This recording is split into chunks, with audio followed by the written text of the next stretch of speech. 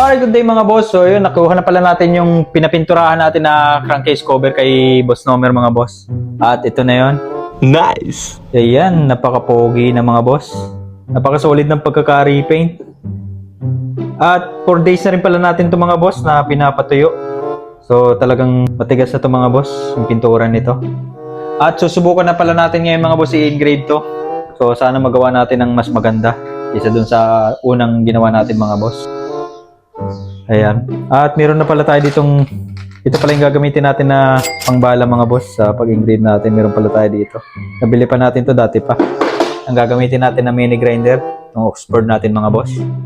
So itong magneto side mga boss, nagawa na natin ang layout. Yan, naguhitan na natin. So susubukan na natin mga boss.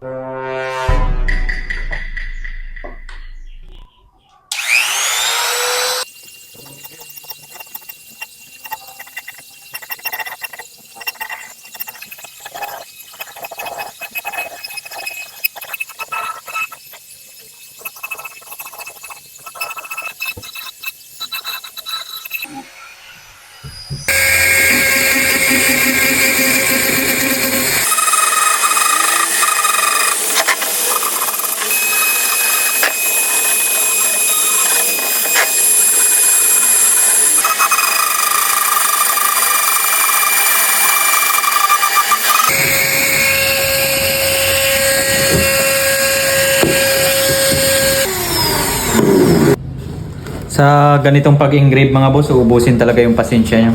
At ito pala mga boss, meron na rin pala tayong natapos. So lilinisin na lang natin yan mga boss. Yan muna yung simula natin. At hindi pa rin ito tapos mga boss, itong magneto side. Meron pa yan ditong design. Saka dito mga boss. So yan lang muna. Gawin natin tong sa baba naman. Simplihan lang natin mga boss, hindi natin gagawin ng masyadong mahirap kasi baguhan pa lang din tayo sa pagtatabas or sa pag-engrave. Nagsasanay pa. Pag medyo nasanay na tayo mga boss, gagawa na tayo ng malulupit na design. At sa ngayon mga boss, dito muna tayo sa design natin. At meron nga pala tong dating design mga boss, di na natin sinundan yung dating design. Ang plano ko sana sundan natin yung dating pattern. So nag-iba ako ngayon ng design mga boss. So dito muna tayo, tuloy natin mga boss.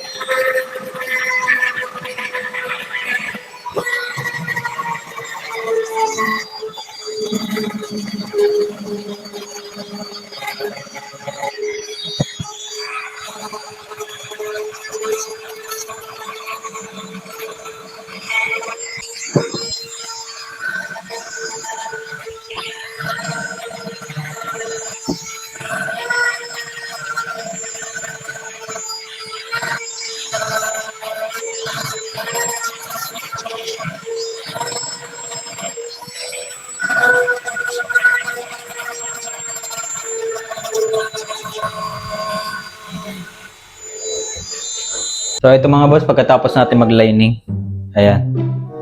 So gamit natin itong pinakamaliit natin na pambala. Papalitan natin itong mga boss. Itong pinakamalaki naman doon sa nabili natin. Ito naman yung gagawin natin pang shade.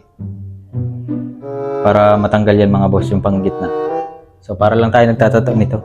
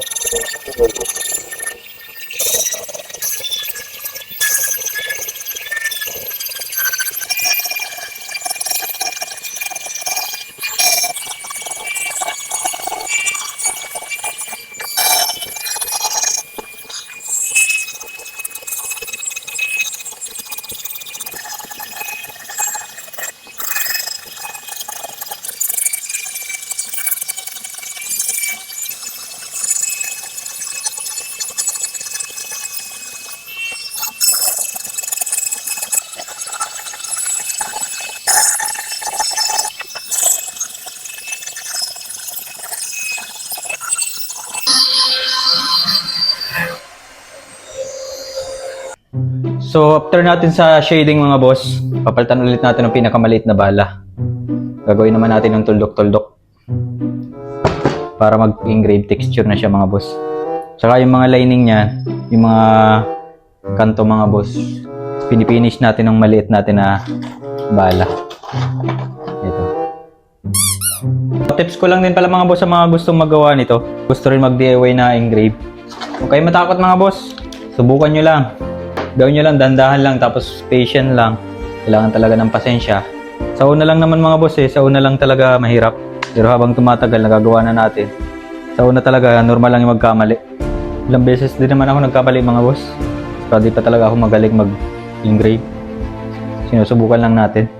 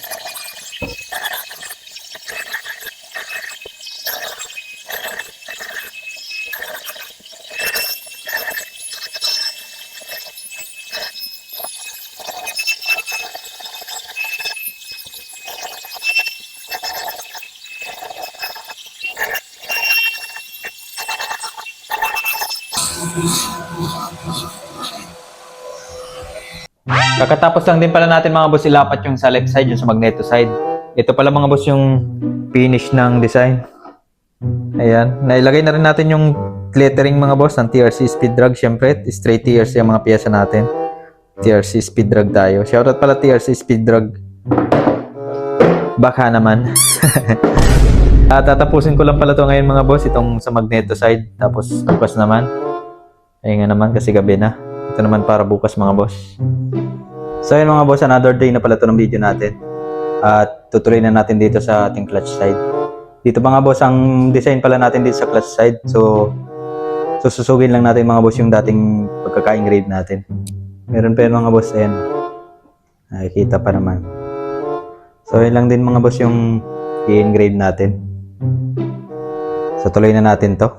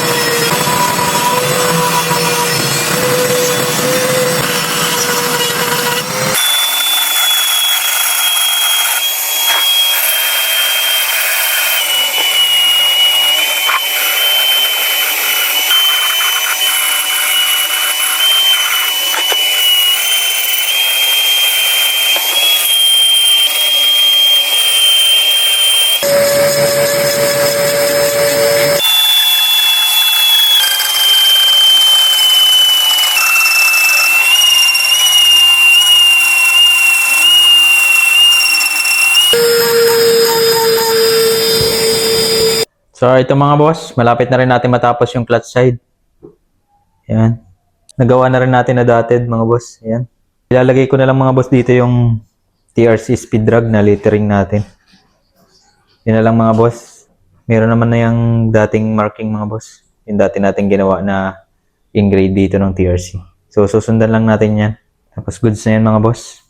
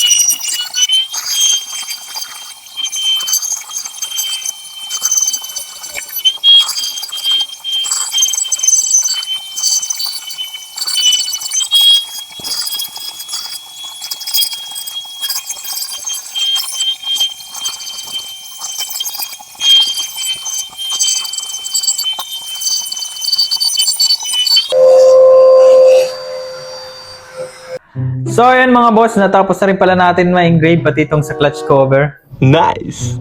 Ayan mga boss, tingnan nyo yung detalye. So ganyan lang mga boss, sinemplehan lang natin. TRC Speed Drag made in Thailand. So ganyan lang mga boss ang design natin. Dito naman sa magneto side, ganyan lang mga boss. So simple lang, hindi tayo nag-design ng masyadong OA mga boss. Saka ang hirap din gawin. Hindi rin kasi basta-basta. Madaling gawin pero matagal yung process. Parang ganun mga boss. Matagal yung proseso. Buti na lang hindi tayo nagkamali. Ito pala mga boss, i-clear coat pa natin to. Dadalhin pa natin to doon sa shop nila Boss Nomer. So i-clear coat pa to ni Boss Nomer. Hindi pa to tapos mga boss sa pagpintura. Para talaga mas maganda mga boss kasi pwedeng magdumi tong ating in-engrave. Pag may clear coat yan mga boss, hindi yan basta-basta magdudumi. At hindi rin yan magko-corrosion. Kasi di ba pag nababasa ang alloy, nagko-corrosion. So ayan mga boss, hanggang dito na lang pala yung ating video. Maraming salamat sa panonood. At sana naging sulit yung panonood nyo dito mga boss sa pag-engrave natin. At may natutunan kayo. At dadaling ko na rin pala to kay Boss Nomer mga boss para mabugan na rin ng clear coat. So mga gusto palang sumubok mga boss, huwag kayo matakot sumubok. Subukan nyo lang. Pwede kayo magkamali. Katulad ko, nagkakamali lang din ako mga boss. Kung may gamit naman, bakit hindi nyo subukan? At samahan nyo ako sa susunod na episode nito mga boss. Kakakabit natin kay Yuri. Hinihintay ko lang dumating yung gasket mga boss. At nag-order tayo sa Shopee ng gasket mga boss para bago na. At maraming salamat sa panonood mga boss. Igi-isa lang si Jam Speed at sa totoo lang tayo palagi. Peace out.